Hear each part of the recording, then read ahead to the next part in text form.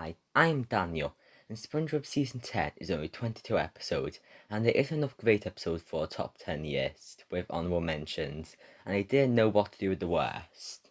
I considered doing top 5s, but I decided that I might as well rank the episodes and finally discuss the average to decent episodes, which usually get skipped over. Because it's younger, there won't be episode recaps this time, unfortunately. 22. Housewarming. Well, better than half the worst of the season episodes. Housewarming is still a really boring mess and complete rip-off of Jellyfish Jam. These worms take over SpongeBob in a weird way, and it is really dragged out.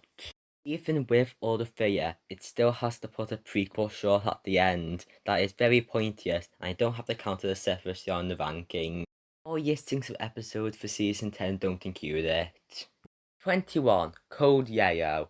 SpongeBob annoying people in a hospital is just unfunny and not entertaining to watch in my opinion.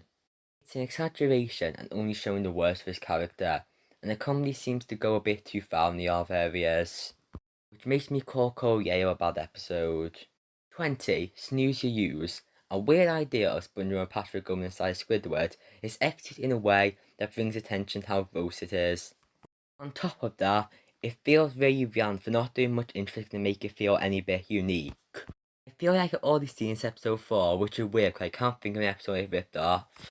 19. The Incredibly Shrinking Sponge. A bad episode because SpongeBob just shrinks and does every single character get shrink cliche ever. Also, SpongeBob is naked. There's nothing showing, but following that design looks weird for the whole episode. Well as how the close-up backgrounds like under the grill don't look good. It's the best out of this season's bad episodes at least. 18. Don't Wait Patrick. An episode only 7 minutes long, but it's still dragged out a lot. The whole thing is repeating Patrick sleepwalking about to do something, while SpongeBob is chasing after him and trying to stop him. 17. SpongeBob's Place. Remember the episode Party Hype? Well, this is the same if you mix some band on Bikini Bottom as well. The way the conflict starts of Krabs getting annoyed over people calling the Krusty Krab SpongeBob place is really forced and feels like the conflict started after this episode instead of it going on for a long time before. 16. Out of the Picture. Krabs is actually trying to kill Squidward. The episode had a good rock bottom Easter egg and some okay comedy, but this really ruins it. Most of the runtime, Krabs is trying to fake his death, which wouldn't be a problem if it was just that, but Yeti is chasing Squidward with a hammer intending him to die. It's above Don't Wait Patrick and SpongeBob's place because at least it's interesting.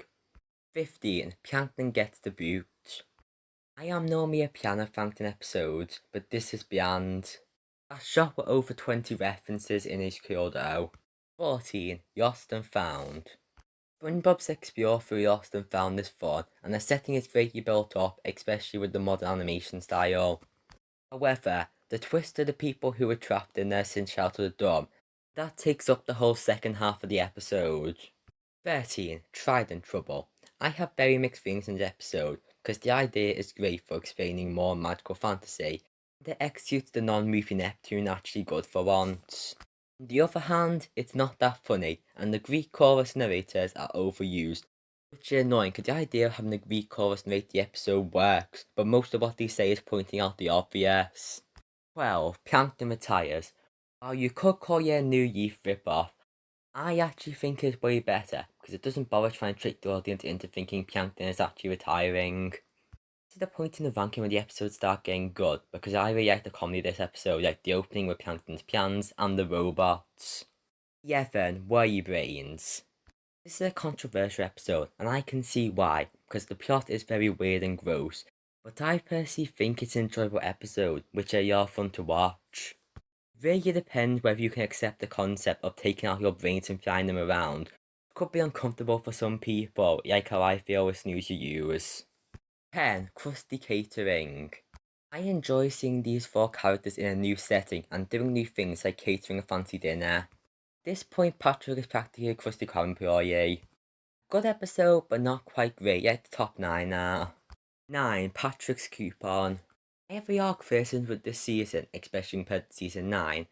One thing it did great was continue the spectacular Patrick characterization in the Yarb season 9, most with this episode.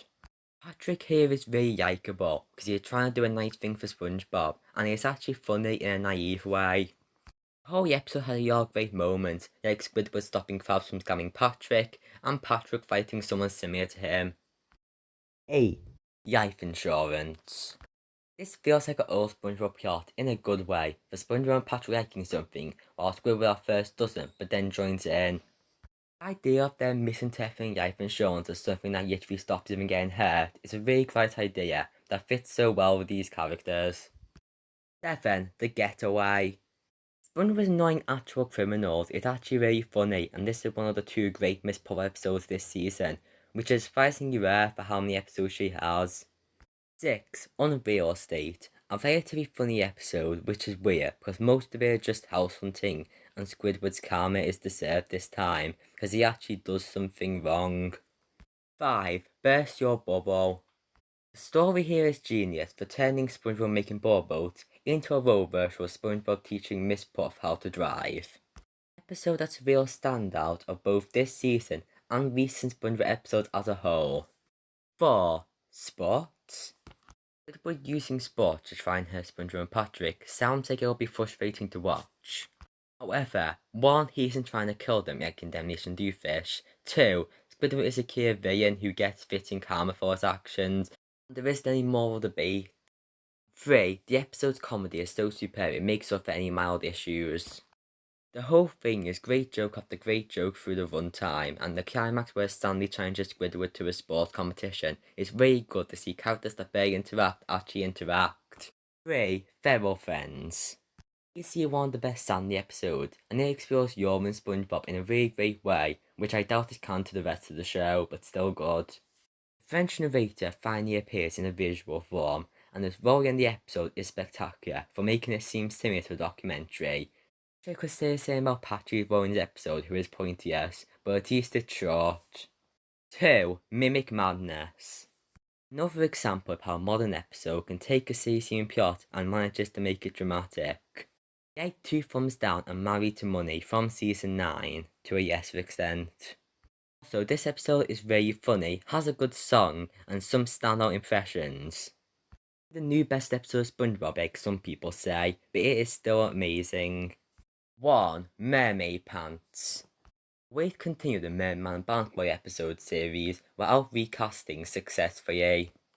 SpongeBob and Patrick role-playing the duo, but Mr. Krabs and Squidward join in.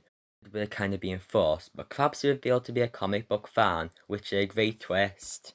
The final fight shows Squidward living up to the villain he is role-playing, and it, as well as the whole episode, is really fun and has great comedy that makes Mermaid Pants the best episode from SpongeBob SquarePants Season 10. In conclusion, this is the tier list, which shows that the season is weak compared to Season 9, which was a massive revival for the show. Almost half the season is below good. And while the bad episodes weren't that bad, and 3 of the C tier episodes are close to B, but still. Season 10 continues to yard what made the previous great, but a lot of the episodes fall off the act.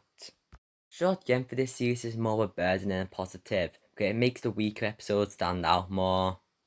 Quality, this season is around the same as season 4 and 5.